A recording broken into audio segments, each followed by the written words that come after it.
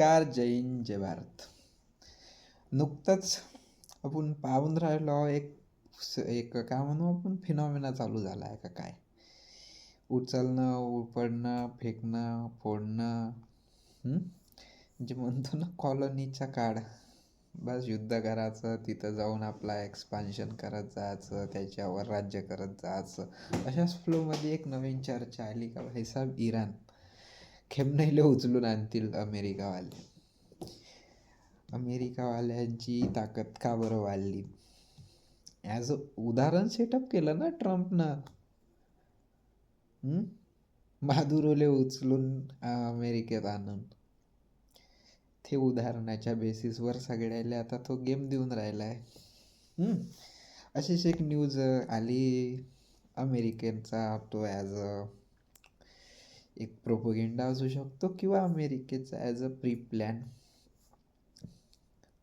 America म्हणून राहिले का भाई साहेब खेमनई, अत्याउल्ला खेमनई जो इराणचा तानाशा आहे, तो आपला पैसा घेऊन, जे काही लोक आहे ते घेऊन, पैसा तर शिफ्ट केला आहे पण ते सगळे असला घेऊन आपला रशियाला शिफ्ट होणार आहे.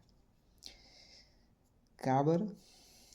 सगळे जेवढे gulf nation as oil producing nation आहे किंवा ऑइल रिझर्वायर नेशन आहे, त्याच्यावर शामत आई है ऐसा कहते हैं ना.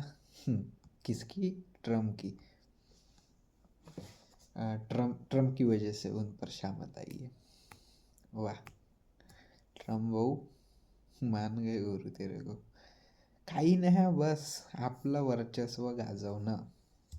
सर स्ट्रॅटेजिकली काय आहे, इराण ॲज अ ज्या पोझिशनवर बसून आहे.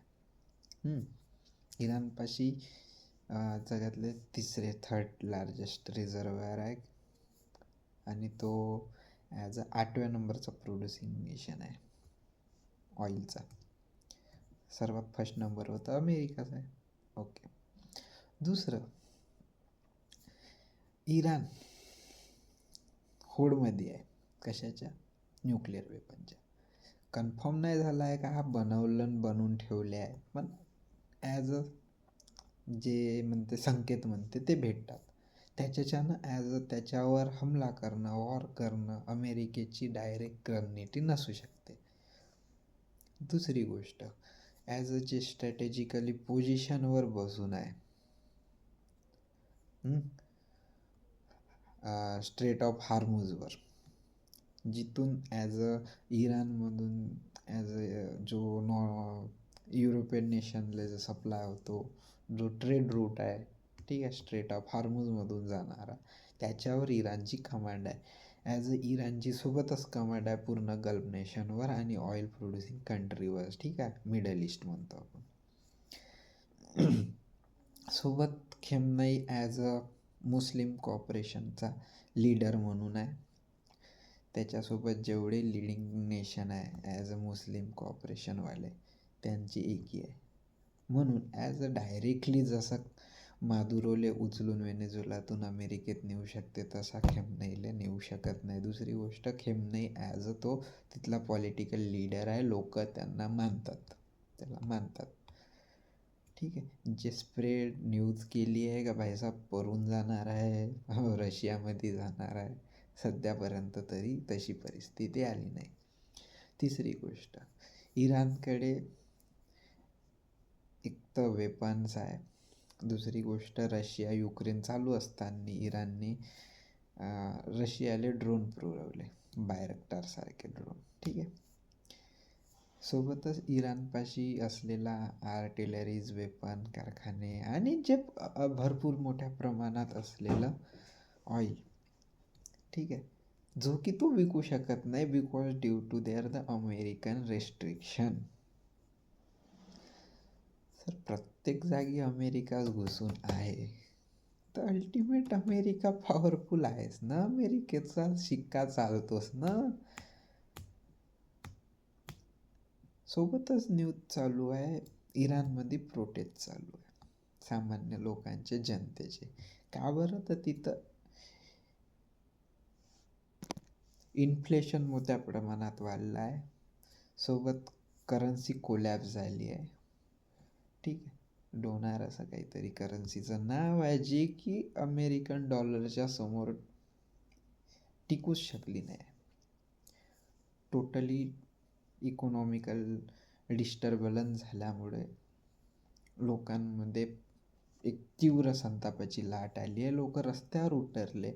त्याचाच तोड काढण्यासाठी लोकांवर ॲज अ मिलिटरी वॉर्न करून त्यांच्यावर फायर करण्यात आलं. 35 जणांची डेड झाली आहे, त्याच्यात छोटे मुलं बाळं सामील आहे अशी न्यूज सांगत आहे. सोबत 1200 जणाला ॲज अ डिटेन्शनमध्ये टाकलं आहे. कहाणी घटना घडून राहिली आहे, त्याचा फायदा अमेरिकावाले घेऊन राहिले भाईसाब कॅब घालून की ग्रेट इराण मेक अगेन. सत्ता परिवर्तन करण्याचा हाच मौका आहे. सामान्य जनतेने लढावं स्वतःच्या हक्काच्या लढाईसाठी, न खेमनई सरकारले जो तानाशा ॲज अ त्यांचा जो लीडर आहे त्याला उपडून फेकणं अपेक्षित ठेवतं. ट्विटर यूथ चालते आजकाल, टेक्नॉलॉजी यूथ चालून राहिला आहे. As not a particular kind of जाऊन तिथं इंटरफेअर करणं.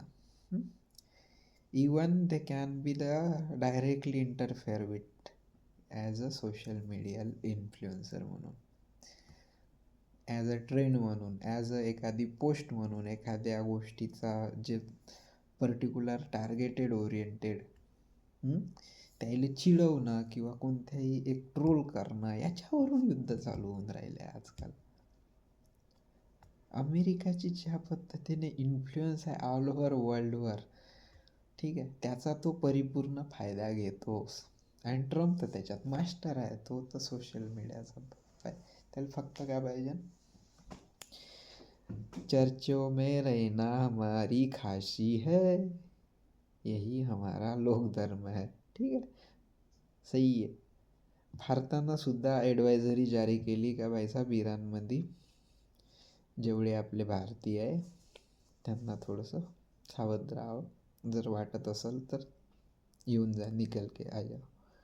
ठीक आहे, प्रोटेस्ट मुळे असू शकते. भारत काही अशा सेन्सिटिव्ह मुद्द्यावर लवकर आपला स्टँड घेतो, काही भेटला गेला नाही आहे अमेरिकेच्या वॉर्निंगला.